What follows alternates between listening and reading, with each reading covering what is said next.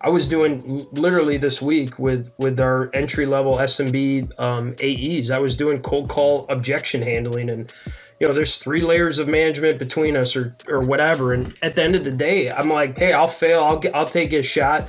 This business is a contact sport, and when I see kind of the ivory towers, I call it, like, you can't sit around and refresh Salesforce all day to see if deals come in. Like, you need to go roll up your sleeves and get in the trenches and find out where you can fix problems and add value. And if you can do that, you're gonna get by. Your team will run hard for you. I'm Devin Reed. And I'm Sheena Badani. And you're watching Reveal, the revenue intelligence podcast powered by Gong. Keep watching here to see the full interview. Or if you like to listen to podcasts on the go, check out the links in the description below. And if you like what you hear, subscribe on YouTube, Apple Podcasts, or Spotify, or all of them. Why not? And while you're there, make sure to leave us a 5-star review.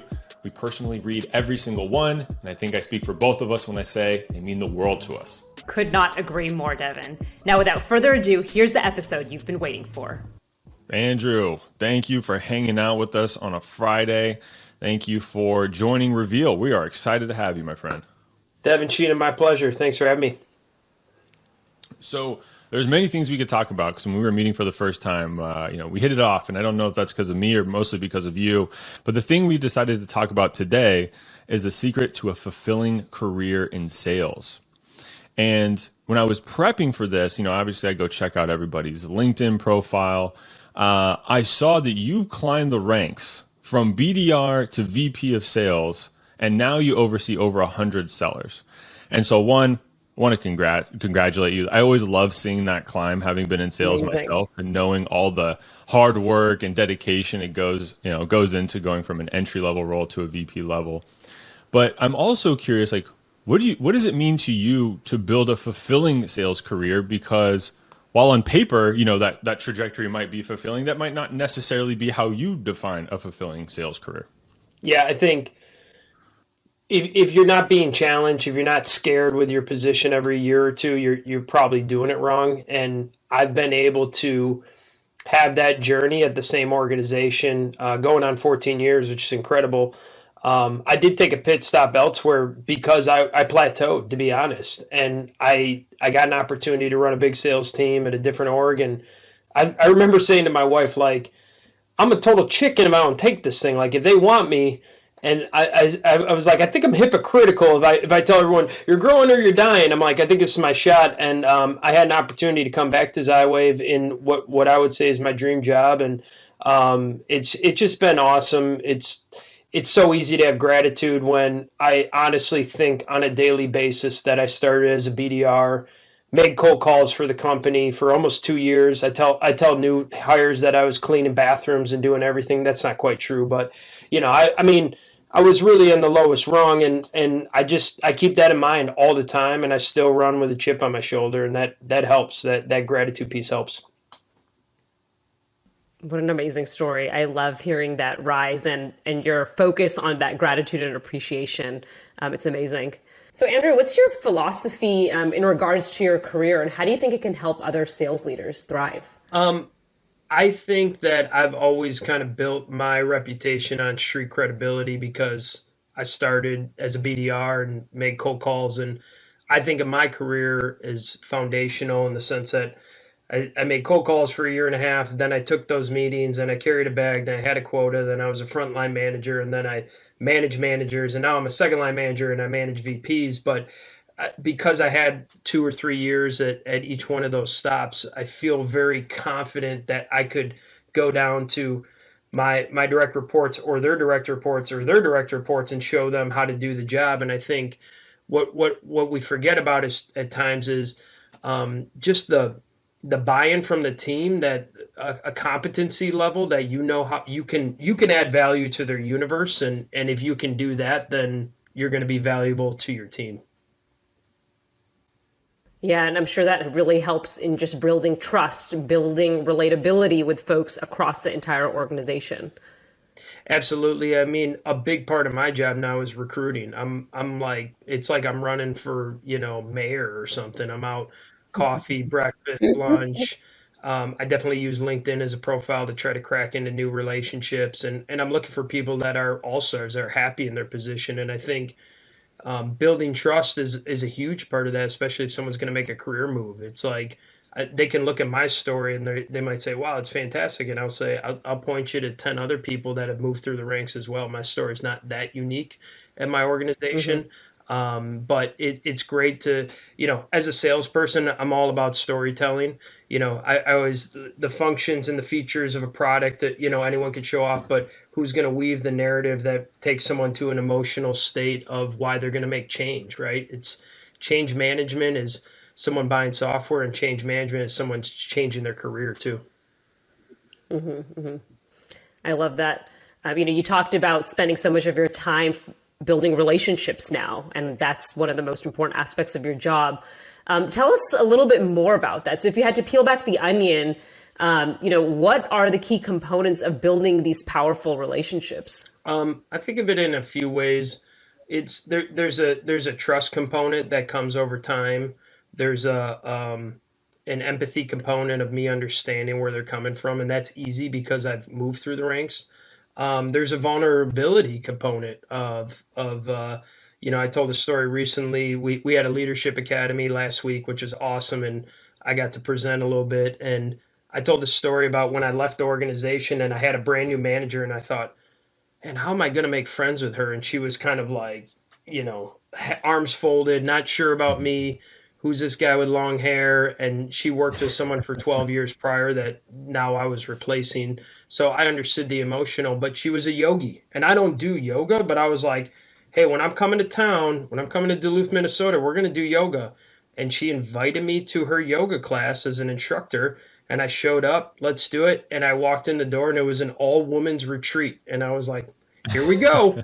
No turning back now. And I think, the reason I tell that story is I put myself in a vulnerable spot, right? I was uncomfortable. It was not easy, but I go through it, and then, your relationships change in those moments. An hour later, we were in a different place relationship wise than we were prior to that. And I think there's pockets and opportunities like that all the time. I also think we were on our President's Club trip in Jamaica 3 weeks ago, and for some people that's a party, and for me, I'm wired a little different. But it was I don't want to say work sounds bad, but it was an opportunity for me to sincerely look spouses, significant others, guests in the eyes and tell them what their husband, wife, or boyfriend, girlfriend mean to the organization and how much I appreciate them. And it wasn't phony. I mean, it's real, because I know what the opportunity cost is to do a job for 50, 60 hours a week. I have 3 kids and a family myself, and so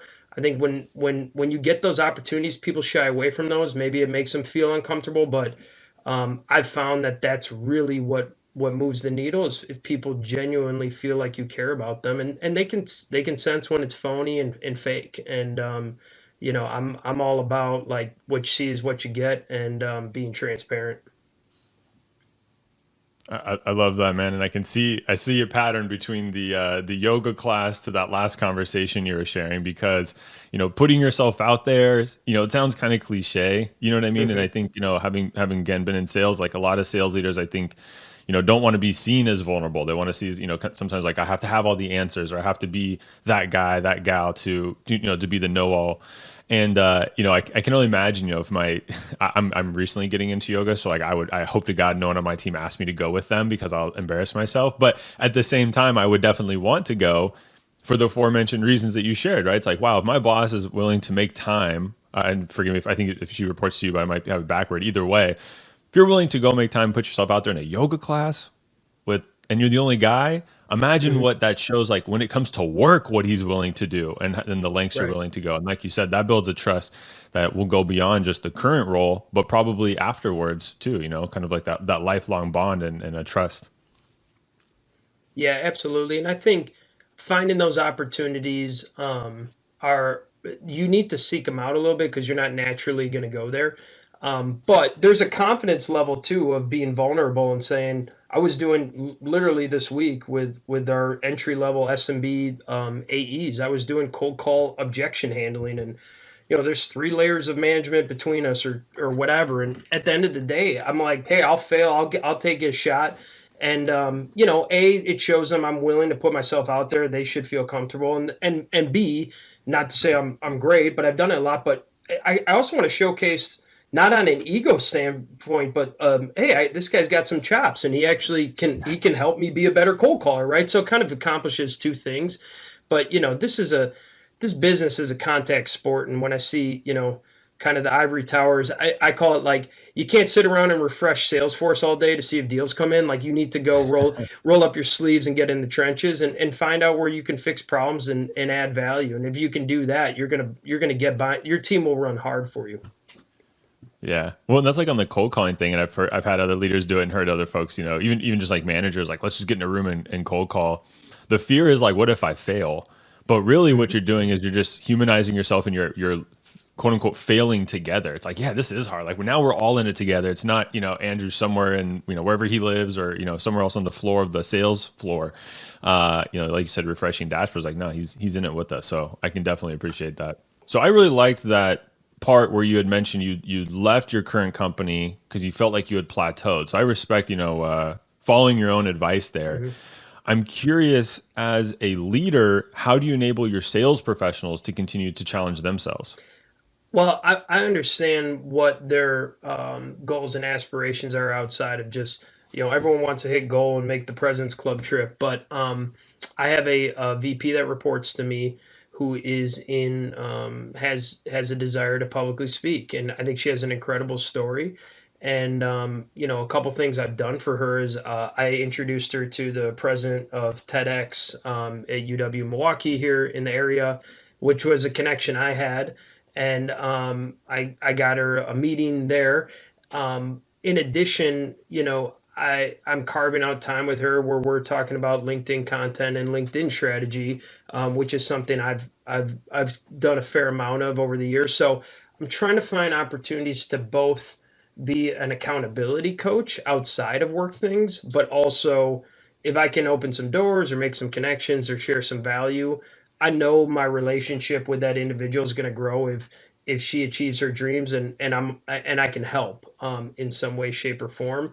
But I really encourage people to have balance, whether it be other hobbies and things that they're this whole work hustle grind, Wolf of Wall Street stuff. I get it. It's romantic and cool in some ways, but the truth is, I know I'm a lot better leader when I get to run 5 miles at lunch like I did today. And I blocked out my calendar. 3 people were like, Metz, I need you. And I'm like, sorry, I can't. I've committed this time to myself, and you get a better form of me. I've also talked pretty candidly through LinkedIn about my own journeys of, fitness. I was about 30 pounds heavier 4 years ago. I ran a full marathon 18 months ago. I quit drinking alcohol 2.5 years ago, which was somewhat controversial in the sales space. And I've talked openly about how I've challenged myself and things I've done outside of my own comfort zone. And I think it creates a very welcoming environment for people. I always want to be approachable, and I want people to be able to come up to me and go, hey, I just want to run something by you. Here's something I'm thinking. And it's easy to support people, challenge them tactfully, give them things to think about. But that's where the relationship goes well beyond selling usernames and passwords. I have so many people that have left the organization that I still have great relationships with. I still do coffee and lunch. And I think once our time together is past, when you sell things, I get paid. And 3 years after that, we're still friends.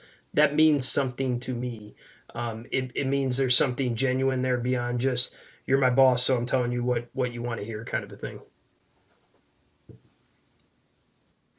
I just love how much humanness is like oozing from this conversation. And I saw your LinkedIn profile prior to our conversation, and you write a lot about your kids and your family, and it's real. Like, you're the real deal. And the way that you engage in that way with the folks on your team and your colleagues is so impressive. I think a lot of folks can really learn from that.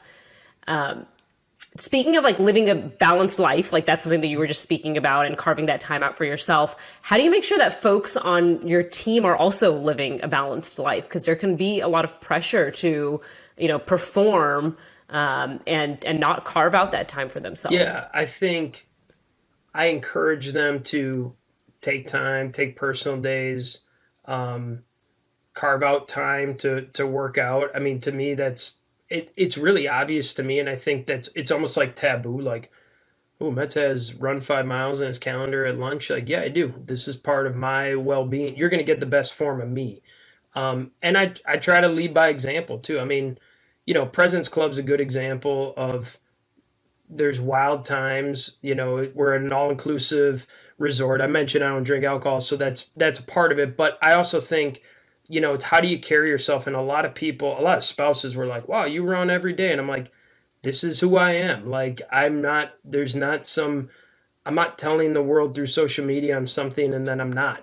With the kids thing too, I think that's part of it as well, is just being true and honest to who you are. And I think that's a form of confidence. So encouraging people to pursue other things outside of just this, because I think it will make them better at this. And I'm also very aware and concerned of burnout. All three of my direct reports I've worked with for 9 years plus, which is really unique, right? One of them I hired 9 years ago. Wow. The woman I was talking about that I made the TEDx introduction, I hired her as an SMB rep. She's a vice president right now, and she reports to me. And that relationship is so sacred to me. But she knows I have her best intent, and I have a tremendous amount of respect for her, and I think she has respect for me, and that's what makes it work. But showing time after time that you have people's best interests at heart will build trust with them. So I have a question for you, Andrew, because I have a hunch. So I'm going to speak for myself. I'm pretty good at that, which is like I'm in the earlier phases of like blocking off that time and not feeling guilty about it. I was blocking off time, but I wasn't honoring it. And then if I was honoring it, I was like feeling in the back of my head like, oh, I'm kind of like cheating my career.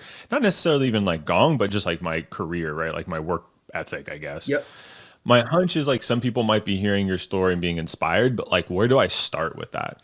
So I'm curious for you, how did it begin? Was it like the first time you blocked? Maybe it was a 3 mile run. I don't know if you jumped right to 5. But, No, it was kudos like a if you can, quarter if you mile did. run.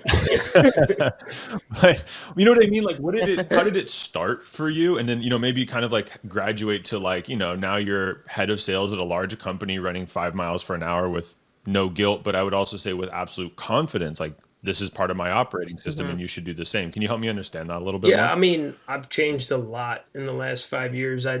The real story on the running was Zywave had a 5K, and I thought of myself as a good athlete. I want to go Uncle Rico here and talk about some highlights, but you would laugh if you meet me. I'm a small man in stature, but I had a good athletic career in high school.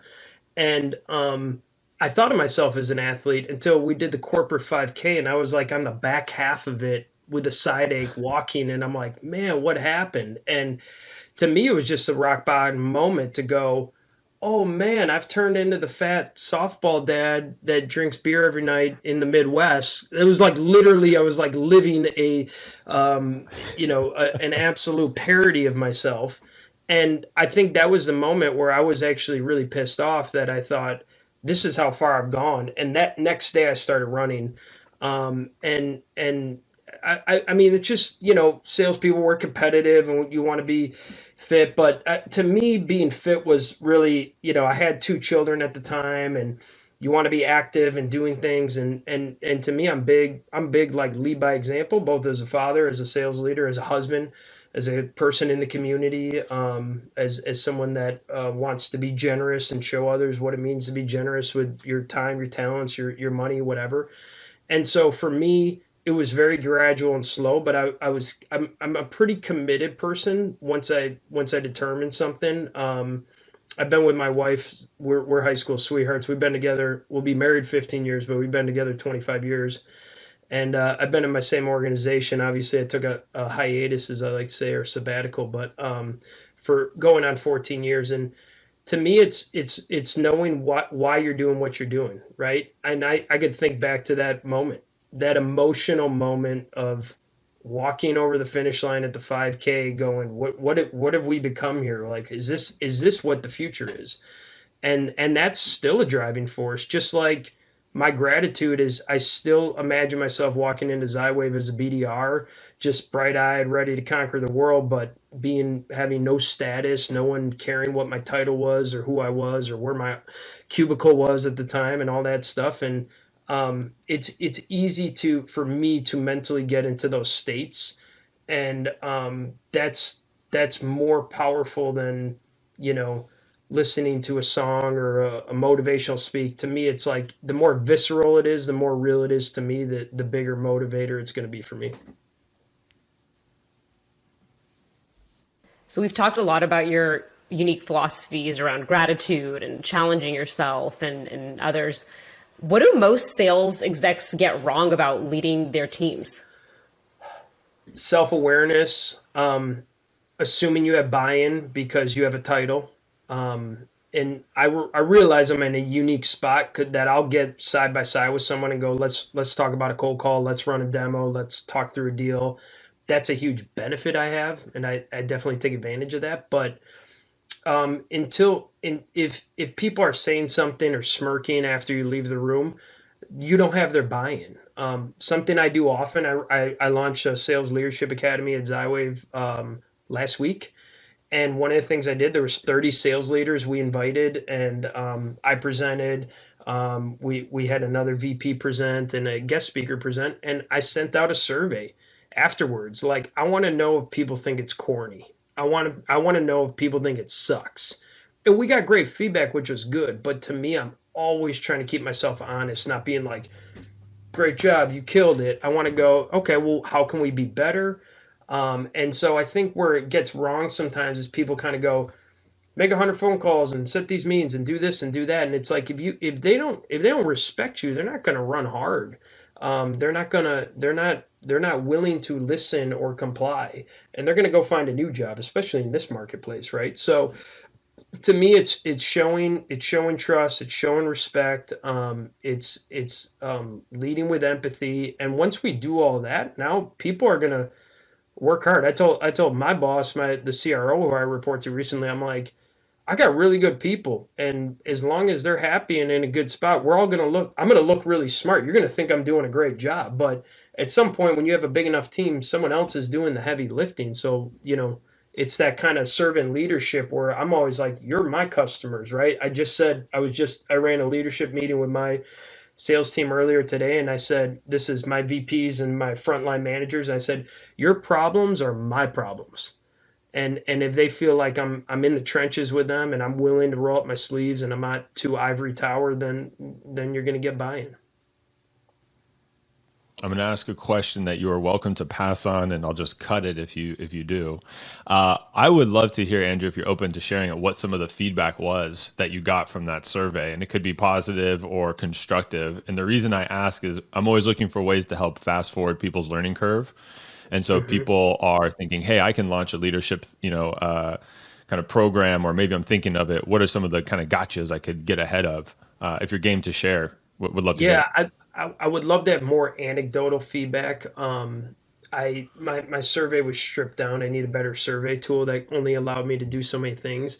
But the feedback we got was they want tangible, concrete things. So we're given real examples. The topics were there was a section on balance and work and life happen. I did a section on building trust, which is kind of similar to what we're talking about. And then Connie, my VP that I mentioned a few times, she did a section on radical candor, and they love the radical candor because what do sales leaders have to do all day? You need to have hard conversations, right? And she was going through specific examples and how to do those. And I think that the biggest thing is trying to connect with a problem I have today and how can I solve it. And if someone had a talk track or framed up something differently after that, that workshop, then we've been successful. So, not just pie in the sky stuff, but not just philosophical thoughts, but really tangible, concrete takeaways. Okay, I have a different talk track. I can try something differently now. And we try to do that in everything we can, because we specifically I launched this leadership academy to have a closed door with leaders not so we could gossip about people, but really so we could have raw and honest conversations. We talked about the trust tree, and I had a slide that said, "Where is the trust tree?" And everyone's like, "What do you mean, where's the trust tree?" And I said, "It's where shit gets real. Okay, we're gonna get into it here." And we had really honest conversations, and it was different teams that usually don't interact, talking about different scenarios they've been in, and it's one of those things where it's not, it's important but not urgent. And we're always go, go, go, go, go. I was on the forecast call at 8 in the morning this morning with my CRO and the CEO, and they're like, "What are we going to be at by Friday at 9 p.m.?" We forecast every 5 days, and it's very intense. And what deals came in today, and where the meeting's at, and we're like any other sales organization. But it was cool to take 2 days offline just to go, all right, let's talk about some of these things. And the feedback was positive. We got to do it in person too, which people loved. And then we have a bar on site at Zywave, and I get to open up the bar and play bartender, and then we did dinner and all that kind of stuff. So a little bit of relationship building, social interaction as well. Well, if I ever get back into sales, I know where I'm applying first. Let's do it, Aside man. from Gong, of course. Gong's a fantastic place too. Exactly. Yes. If I can ask one more question on this, because you've definitely piqued my interest, Andrew. When you said I think it's easy to say like, yeah, all that sounds good, but like the numbers, right? But the numbers still matter, and you just covered that. Like, hey, there's still intense things happening. Don't get me Yes. wrong. I'm wondering how you positioned this leadership academy to your CRO and CEO to basically say, hey, I'm going to take all of the sales leaders off of the floor for 2 full days, and we're not going to do sales the way that you're expecting it to be done. So I'm curious how you kind of position that to say, hey, this is, like you said, I'm taking care of myself on my run to give you my best work. Is it kind of the same thing? I'm taking 2 days off with the team to make them better when they return? Yeah, I mean, I'm a sales guy, so I'm always thinking about, what's in it for them, where's the ROI, and it is hard. It is hard to justify. Not only was there cost of, we flew in about 20 of the 30 people flew in from around the country, so there's travel time, travel costs, hotels, all that stuff. And my play and my CRO was 1,000% in line. In fact, I mean, him and I have been talking about this as a part of me coming back was, Metz, you're going to own this, give me your thing, and I love it.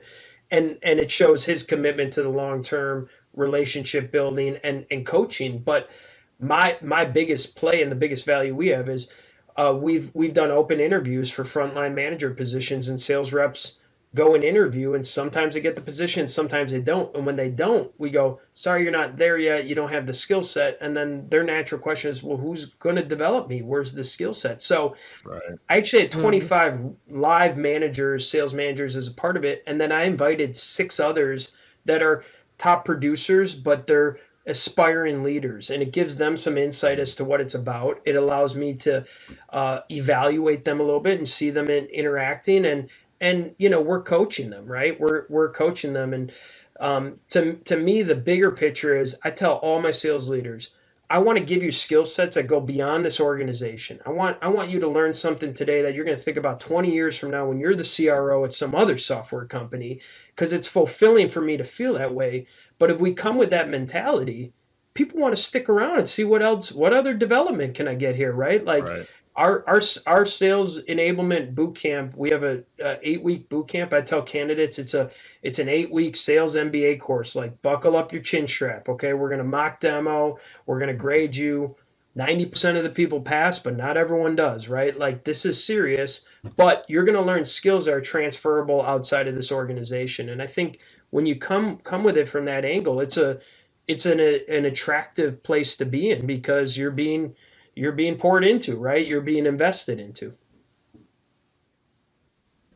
And the proof is in the results. You have folks on your team who have been with you for almost 10 years, right? So even though you're giving them those skills that can be applied anywhere, it's actually driving retention and developing their skills to continue to progress in the org. So that's amazing. Yes.